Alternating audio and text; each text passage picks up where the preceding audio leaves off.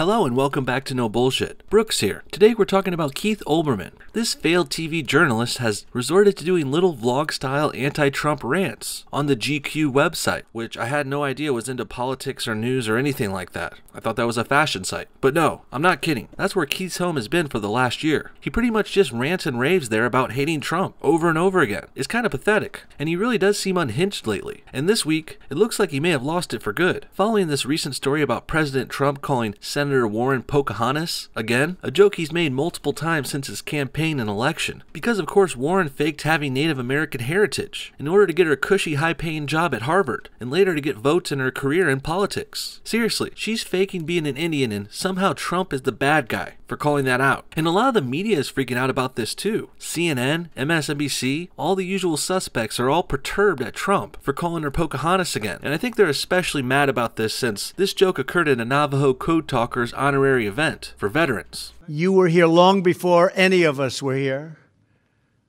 Although we have a representative in Congress who they say was here a long time ago. They call her Pocahontas. But you know what? I like you. Frankly, I thought it was a pretty funny comment. Perhaps it wasn't the most appropriate timing, but that's actually when the best jokes are made, at the worst times. I know a lot of the media and the high and mighty liberals like to talk down to Trump, saying the president should be above insults and jokes like this, but I say fuck that. I can't stand people like this. People who think they're the elite and better than everyone. Trump is a more humble, everyday kind of man. And isn't this part of the reason we elected Trump in the first place? Because he's human, funny, and sometimes insulting. Because he's honest. If the country wanted another uptight, PC politician, we would have elected Hillary. But thank God, Jesus and the Holy Spirit, we didn't do that. Now, before we get to Olbermann's craziness, let's see how Pocahontas herself responded to all of this. Senator, do you have any response to that? You know, this was supposed to be an event to honor heroes, people who put it all on the line for our country. It still honored those heroes. Making a joke about a transracial Native American senator doesn't take away from the ceremony. In fact, you could argue it adds to it. Trump not only made a joke trying to get laughs and make the event more fun and entertaining, he also called out this blonde-haired, blue-eyed white woman senator who's been pretending to be a native for years. And I'd say calling out fake Indians helps honor and respect the real ones, don't you think? And people who, because of their incredible work, saved the lives of countless Americans and our allies. It is deeply unfortunate that the President of the United States cannot even make it through a ceremony honoring these heroes without having to throw out a racial slur. Wow, she's really getting pissy about this. You could tell by how angry she's getting and how much she's shaking her head. Look, lady, calling you Pocahontas is not a fucking racial slur. It's making fun of you for pretending to be a native. If anything, you're the one being a racist. You're the one claiming to be another race in order to get jobs, votes, and money. That's called exploitation or cultural appropriation, as you libtards like to say. Look, Donald Trump does this over and over, thinking somehow he's going to shut me up with it. It hadn't worked in the past. It is not going to work in the future. Well, that's too bad. You really should be shutting up. And that's for your own sake, honey, not Trump's. Warren should shut up and stop embarrassing herself, and the Democratic Party for that matter. Next, let's see how CNN reacted to all this. I think that the president is trying to deliver some sort of compliment, but in the middle of that was a, you know, right back to Senator Warren, and that he's called her Pocahontas, and that he's standing next to Native Americans.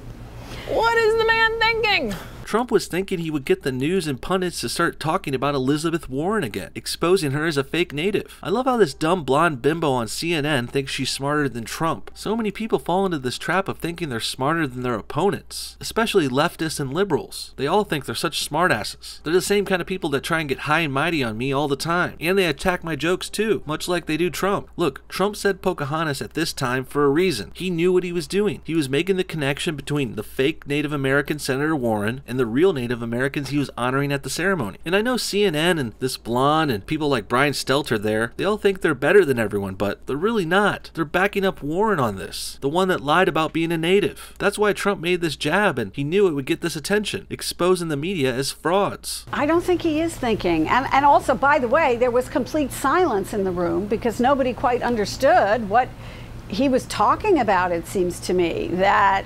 And it was just beneath the dignity of the office he holds. There's that high and mighty shit, the dignity of the office he holds. The fuck does that mean? Look, I know he's the president and that is prestigious, and sure there are some implied things that come with that. Presidents wear suits and ties. They greet world leaders. Presidents try to act dignified and stuff, but every time CNN and others bring this shit up, it's just not right at all. Making a joke about Warren is not beneath the presidency, and Trump talking shit on Twitter isn't either, which is what Brian Stelter and CNN was saying was beneath the president last week. I really just think these liberals and everyone at CNN need to give up this overused angle against Trump. Stop trying to tell him what he should do, how he should act. Why don't you start just responding to what he does and says? Right now, he's bringing up Warren, who's a fake Indian. Let's talk about that instead of squabbling over what the president is allowed to say and do, because in my opinion, he can act however the fuck he wants, as long as he's not breaking the law, of course. In reality, presidents are kind of like kings in this way. I mean, think about it. However the king chooses to act is kingly, and however President Trump chooses to act is presidential. So get over it, CNN.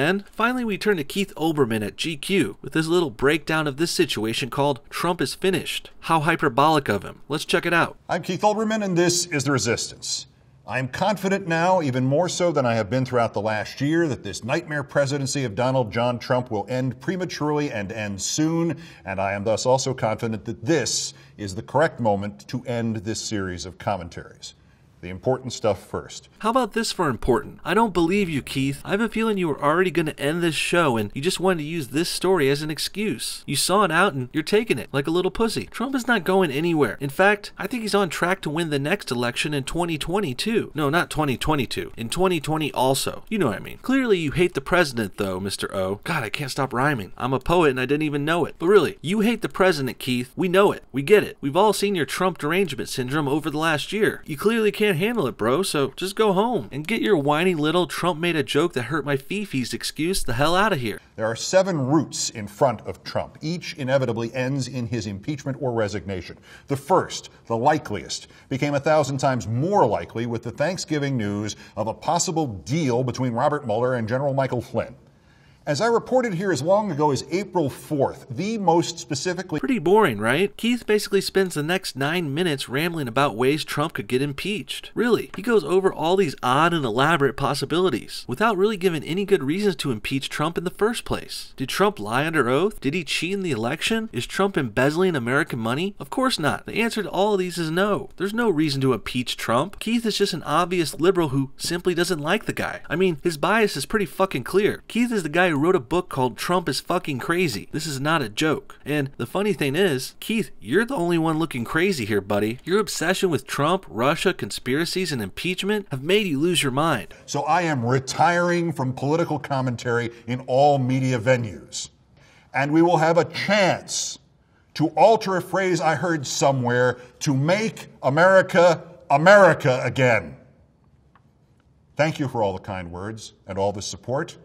Have fun storming the castle. That about wraps things up for this Pocahontas Senator Warren story, but there was one more addition I found from the Daily Wire. They reported on one of the Navajo code talkers who was at the event Trump spoke at, and his reaction to the situation is pretty interesting. Veteran Thomas Begay said, while he was puzzled by Trump's comment, he was not offended by it. I quote, "The Marines made us all yell Geronimo when we jumped out of planes, and that didn't offend me either," Begay said. Well put, sir, and thank you so much for your service to this great country. It's good to see old-timers like you not falling into this new age PC liberal bullcrap. My work here is done. Matter of fact, so is Trump's. Resist, remove, peace. So what do you guys think? Was Trump making a racial slur at Senator Warren? Or is Warren the racist for pretending to be a native to get jobs and votes? And what about the media overreacting to this story? And do you think Keith was going to quit GQ anyway? Or did this comment really make him think he won? Comment your thoughts below, and thanks for watching No Bullshit. Also, one addendum I want to add here about a video earlier this week. My Dr. Phil Does Demons video became a little more controversial than I thought it would. I actually didn't expect much of this at all. I knew saying I didn't believe in demons and gods and stuff would be a little controversial, controversial, but you guys got really offended, so I did a follow-up comment on the video, and I want to add something here too. I am open-minded about this whole situation. I'm willing to consider the fact that demons could be real, and I'm gonna look into it if you guys want. If you guys are really interested and want to see me try and find demons myself with, say, a Ouija board or go into a haunted house or something, we could start a whole series about it if you're down. Just hit the like button here and comment, "Let's find demons," below. If this video gets to, say, 4,000 likes, I'll go ahead and go out and start hunting demons. Let's do it. I'm down to try. I didn't believe in it before, but you guys are starting to convince me, so I'm down to give it a shot. With that said, thanks for watching today's video, and thanks everybody for your continued support. Have a great day, and we'll see y'all next time. Yeah.